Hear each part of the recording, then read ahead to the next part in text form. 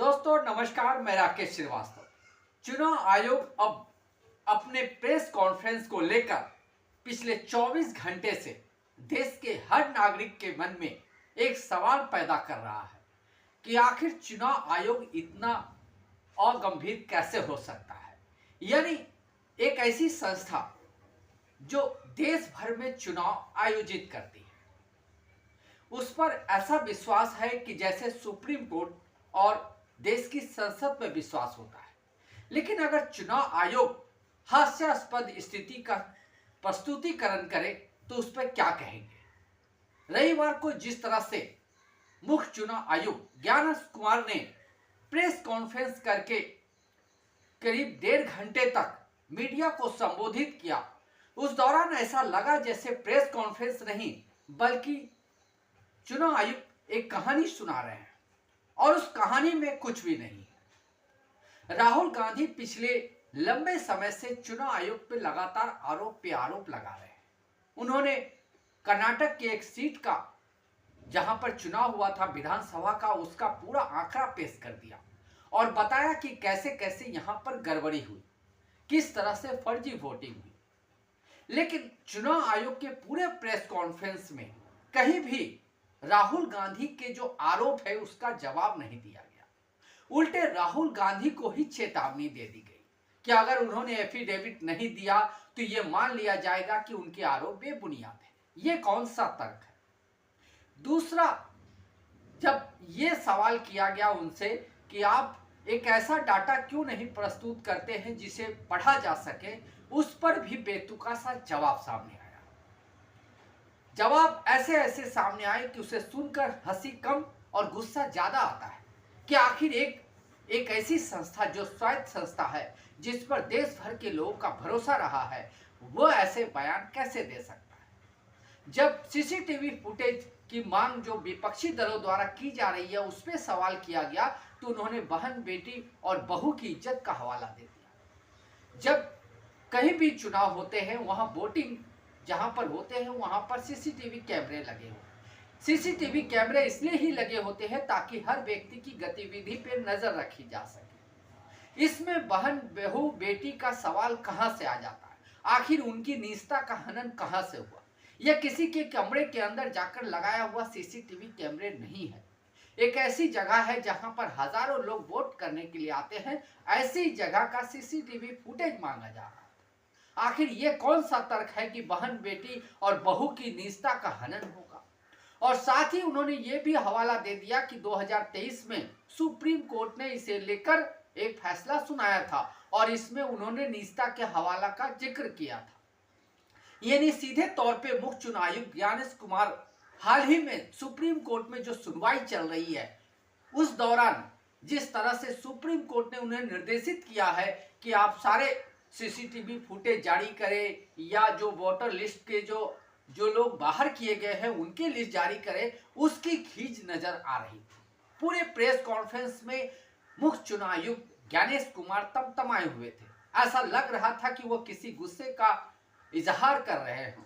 नाम तो नहीं लिया राहुल गांधी का या विपक्ष के तेजस्वी यादव का, लेकिन ऐसा लगा कि वो सवालों का जवाब देने नहीं आए हैं बल्कि खुद सवाल छोड़कर जाने वाले व्यक्ति के तौर पे नजर आए। इतने सारे सवाल उन्होंने छोड़ दिए जिसका जवाब आखिर कौन देगा, ये बड़ा सवाल है। आखिर कौन बताएगा कि अगर चुनाव में गड़बड़ी हुई है तो उसकी जानकारी कौन देगा। जो 65 लाख लोगों के नाम काटे गए हैं और उनके आधार क्या है, ये कौन बताएगा।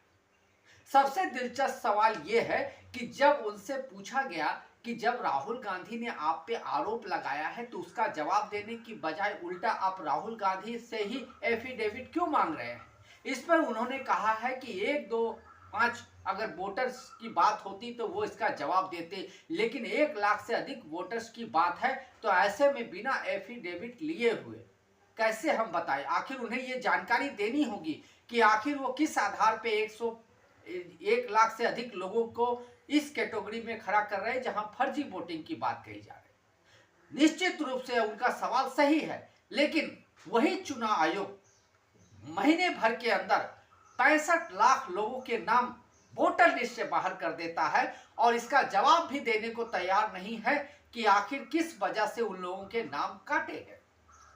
तो जब राहुल गांधी अगर सही है तो चुनाव आयोग कैसे गलत हो गया?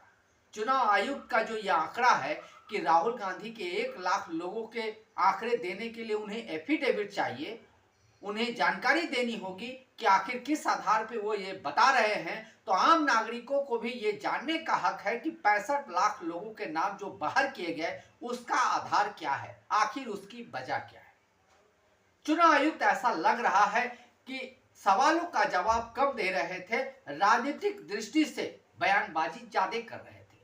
वो दरअसल राहुल गांधी और विपक्ष के तमाम नेता जो चुनाव आयुक्त पर सवाल खड़े कर रहे हैं उन्हें चेतावनी दे रहे थे, उन्हें डरा रहे थे, उन्हें धमका रहे थे। पूरे प्रेस कॉन्फ्रेंस के दौरान ऐसा ही नजर आया। इसी वजह से राहुल गांधी ने भी पलटवार करते हुए कहा है कि वो चुनाव आयोग से नहीं डरते हैं। चुनाव आयोग ने भी यही बात कही है कि वो किसी भी राजनीतिक दल के किसी भी दबाव में नहीं डरते हैं।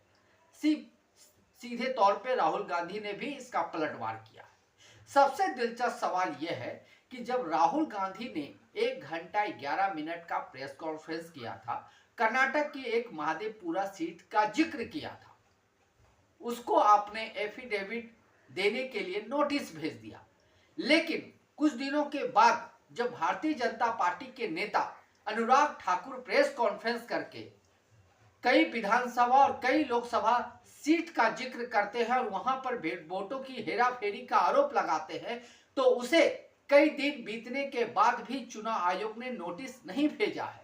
इस पर भी सवाल किया गया। इस सवाल का जो जवाब उन्होंने दिया उसे हंसी कम और ऐसा लगता है कि जैसे चुनाव आयोग पूरी तरह से नींद में सोया है।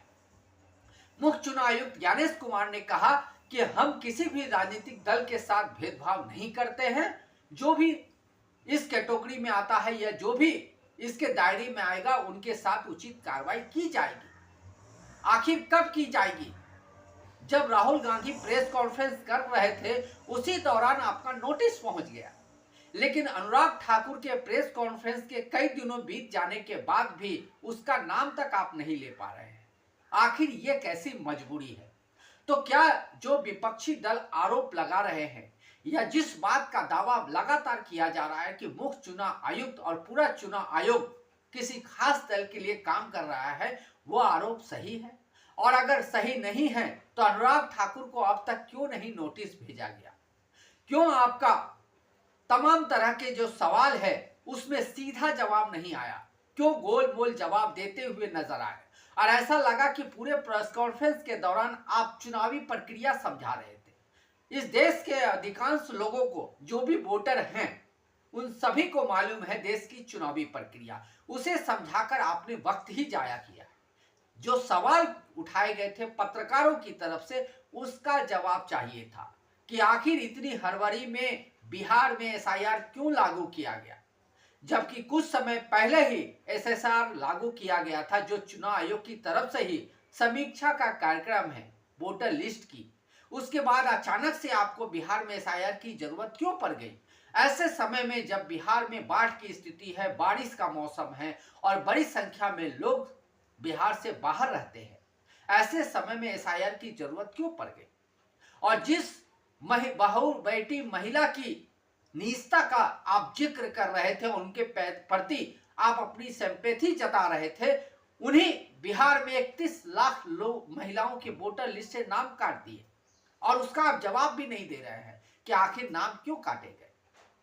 तो आपके कई बातों में ऐसा लगता है कि दो तरह की बातें आप कर रहे हैं।